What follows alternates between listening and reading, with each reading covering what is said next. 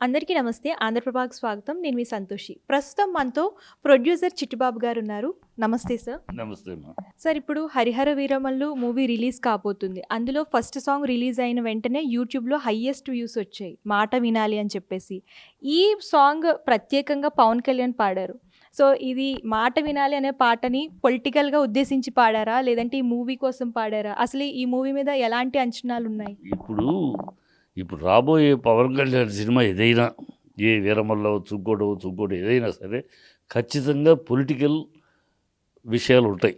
ఎందుకంటే పొలిటికల్ లేకపోతే ప్రజల్లో కాదు. ఇప్పుడు అతను పొలిటికల్‌గా దిగిపోయాడు కదా! అది ఫెయిల్యూర్ పొలిటీషియనా, జోకర్ పొలిటీషియనా, అయి తర్వాత విషయాలు. అసలు పొలిటీషియన్‌గా దిగిపోయాడు కనుక దానికి సంబంధించి ఉంటుంది మాట వినండి అని. ఇప్పుడు తన మాట విన్నా అంటే మన మాట వినే ఓటేసారు పోయినసారి. మాట వినే ఈయన అబద్ధాల మాటలు విని పైగా 32,000 అమ్మాయిలు మిస్ అయిపోయారు, వాళ్ళు వ్యభిచార గృహాలకు అమ్మబడ్డారు అని పిచ్చి అబద్ధం ఆడాడు.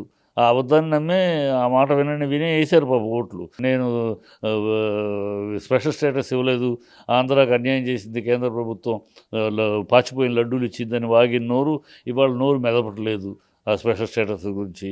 కనుక ఆయన మాట అప్పుడు విన్నారు. మరి ఇప్పుడు ఈయన అబద్ధాలు అన్నాక ఇంకా ఈయన మాట ఏం వినాలి? ఇంకెన్ని అబద్ధాలు వినాలని అడుగుతున్నాడు ఆయన. పాట పాట పరంగా అలా ఆలోచిస్తే, పొలిటికల్గా ఆలోచిస్తే ఎన్ని మాటలు వినాలి? ఇప్పటికి ఎన్ని అబద్ధాలు చాలదా? నీకు 6 సూపర్ 6 నేనున్నాను మేము ఇస్తామని మాట్లాడాడు కదా! ఇప్పుడు ఒకటే ఇవ్వట్లేదు. మరి దానికి ఆ మాట విన్నారు అప్పుడు. ఇప్పుడు ఇంకేం వినాలి? కొత్త అబద్ధం ఏం ఆడబోతున్నావు? సో ఈ అబద్ధాలు నేను చెప్పాను గతంలో, అవి విన్నారు, ఓట్లేశారు. ఇప్పుడు ఇంకా కొత్త అబద్ధాలు చెబుతున్నాను వినండి నా మాట అని అంటున్నారా? రాజకీయంగా విమర్శిస్తే, రాజకీయంగా అంటే అది కాదు. సినిమా పరంగా అంటే వేరు. సినిమా పరంగా కథాంశం ప్రకారం, కథ ప్రకారం వచ్చిన పాట సంతోషం. కథ ప్రకారం వచ్చిన పాట అయితే దానే వెల్కమ్. అంతే. పొలిటికల్ అని అన్నారంటే మాత్రం అనేక సమాధానాలు చెప్పాలి ఆయన. పొలిటికల్ అంటే విన్నారు కదయ్యా, ఇన్నాళ్ళు విన్నారు కదా నీ పచ్చి అబద్ధాలు, సొల్లు మాటలు, డొల్ల మాటలు. నేను క్రిస్టియన్ అన్నావు, నా కుటుంబ పిల్లలు క్రిస్టియన్ అన్నారు, నేను బ్యాప్టిజం తీసుకున్నాను అన్నావు, హిందూ పెద్దలే ఈ దేశంలో మత కల్లోల కారణం అన్నావు, మా నాన్న దీపారాధనలో సీట్ అంటించుకుంటాడన్నావు, అని వాళ్ళ సనాతని అంటున్నావు. ఇవన్నీ నీ పిచ్చి మాటలన్నీ నమ్మారు కదా, నమ్మే కదా ఓట్లేశారు. ఇంకా ఏం చెబుతావు? ఇంకా కొత్త కథలు ఏం చెబుతావు? కొత్త అబద్ధాలు ఏం చెబుతావు? కొత్త పిచ్చి మాటలు ఏం మాట్లాడతావు? కొన్ని కొత్త జోకర్ మాటలు ఏం మాట్లాడతావు? సీజ్ చేసిన షిప్ని సీజ్ ది షిప్ అంటావు. ఆ షిప్ని మీరెవరు సీజ్ చేయడానికి కేంద్రం ఉంది, మరి నోరు మూసుకుని కూర్చున్నావు. కేంద్రం నో అంటే మరి నువ్వు సీజ్ ది షిప్ అని ఆల్రెడీ సీజ్ చేసి చెప్పి సీజ్ ది షిప్ అని కెమెరా పెట్టుకుని చేసావు. మళ్ళీ ఇప్పుడు కేంద్రమేమో షట్ యువర్ మౌత్, అది సీజ్ చేయడానికి మీరెవరు అంది, మరి నోరు మెదపోయి. సో ఇవన్నీ విన్నారు. నేను చెప్పింది వినను అనే మాట అన్నీ విన్నారయ్యా. వినే ఓట్లు వేసారు నమ్మి. అవన్నీ అబద్ధాలు, పిచ్చి మాటలు, గాలి మాటలు, సొల్లు వాగుళ్ళు, ఊరిన ఆవేశం తప్పితే ఆలోచన లేని మాటలు, ఒక పద్ధతి లేని మాటలు, ఒక విధానం లేని మాటలు, ఒక రీతి లేని మాటలు, ఒక నిజాయితీ లేని మాటలు అన్నీ విన్నారు ప్రజలు నీ నోటి నుంచి ఈ మధ్యకాలంలో. విన్నారు. ఇప్పుడు కొత్తగా ఏం వినాలి? కొత్తగా ఏదైనా తయారు చేస్తున్నావా? కొత్త స్క్రిప్టు, కొత్త అబద్ధాలు? అది కనుక అది రాజకీయంగా అయితే అది చాలా విమర్శ, చాలా సమాధానం చెప్పాలి ఆయన. క్షమాపణ చెప్పాలంటాడు మొన్న ఎవరినో. నువ్వు క్షమాపణ చెప్పాలి. 32,000 అమ్మాయిలకు నువ్వు క్షమాపణ చెప్పాలి. నువ్వు క్షమాపణ చెప్పాలని అనేక విషయాలు నువ్వు క్షమాపణ చెప్పాల్సి ఉంది. ప్రజలకు నువ్వు నీ ఫంక్షన్లో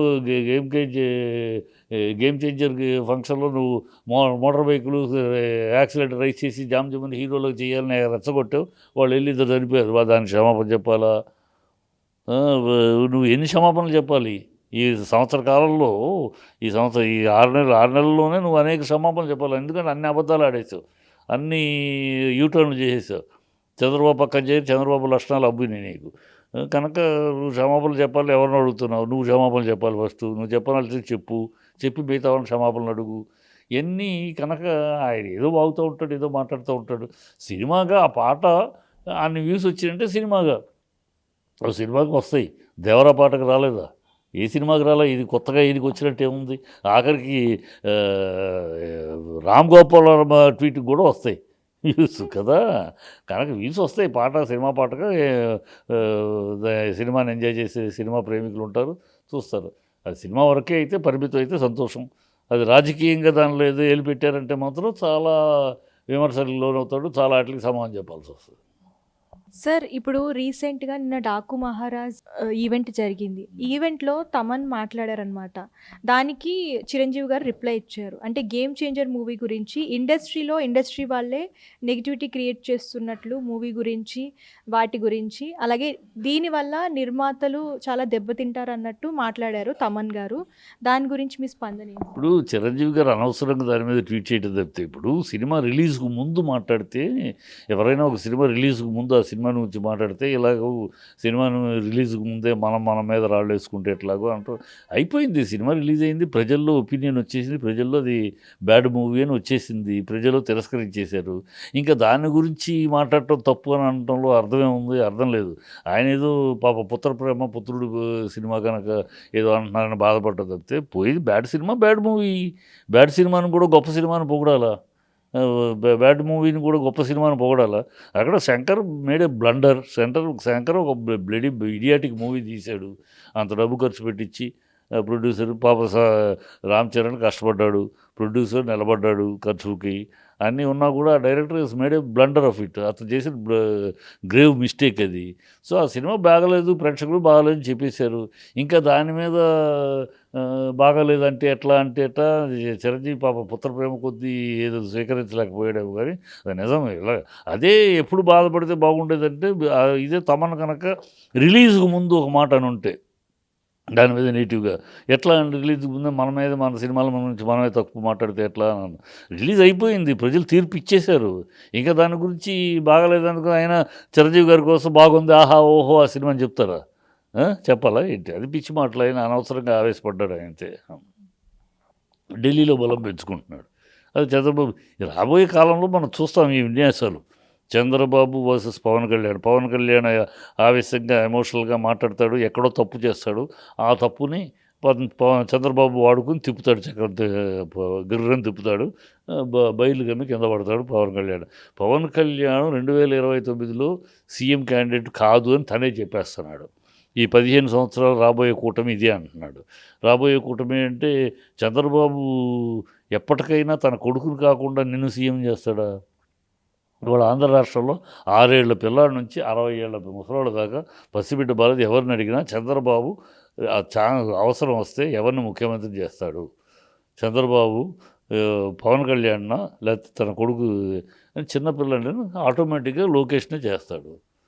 పవన్ కళ్యాణ్ తన మామనే కూర్చుంటే భరించలేనోడు పవన్ కళ్యాణ్ తీసుకొచ్చి కూర్చోబెడతాడు? ఖచ్చితంగా కూర్చోబెట్టాడు. కనుక అతను లోకేషన్ చేయడానికి ప్రయత్నిస్తాడు. చెయ్యాలంటే పవన్ కళ్యాణ్ తగ్గించాలి. ఆటోమేటిక్గా రాబోయే రోజుల్లో జరగబోయేది అదే. పవన్ కళ్యాణ్ తగ్గించుట, పవన్ కళ్యాణ్ రెచ్చిపోవుట, పవన్ కళ్యాణ్ ఎక్కడో నోరు జారుట, పవన్ కళ్యాణ్ ఎక్కడో ఏదో తప్పు చేయట. దాని మీద అతను చూశారు కదండి, ఎంత మర్యాద ఇచ్చాను, ఎంత విలువ ఇచ్చాను, ఇలాగూ ఆబాస్ పాలు చేసి ప్రభుత్వం యొక్క పరువు తీసేస్తున్నాడు, ఇది కరెక్ట్ కాదు కదా అని ప్రజల ముందు సింపతి మాట్లాడతారు చంద్రబాబు. జరగబోయేది అదే. అంటే కావాలనే పదవి నుంచి తొలగించాలని చూస్తున్నారా సార్? పదవి నుంచి తొలగించడం కాదు, చిన్న గీత పైన పెద్ద గీత వేయటమే. అది తొలగించడం అంటే అదొక తలకాయ నొప్పి వస్తుంది. కానీ అలాగే ఉంటాడు, కానీ పక్కన పెద్ద గీత వేస్తాడు. ఇంకో డిప్యూటీ చీఫ్ మినిస్టర్ని పెట్టి అతనికి ఇంకా పవర్స్ ఎక్కువ ఇస్తాడు అంతే. పవర్స్ ఎక్కువ ఇస్తే ఏముంది? పెద్ద గీత. ఆ పెద్ద గీత ముందు చిన్న గీత అయిపోద్ది కదా. అది చంద్రబాబు స్ట్రాటజీ ఎప్పుడు అలా ఉంటుంది. ఆ గీతను చెరపడు, గీతను అలా వచ్చి పక్కన పెద్ద గీత వేస్తాడు. ఆ పెద్ద గీత ఇప్పుడు లోకేష్ రూపంలో తీసుకొస్తాడు. పవన్ కళ్యాణ్ని ఎక్కడ ఉంచాలో అక్కడ ఉంచాలి, నీ స్థానం ఇది, ఓ ఎగిరి పడబాక అని చెప్తాడు.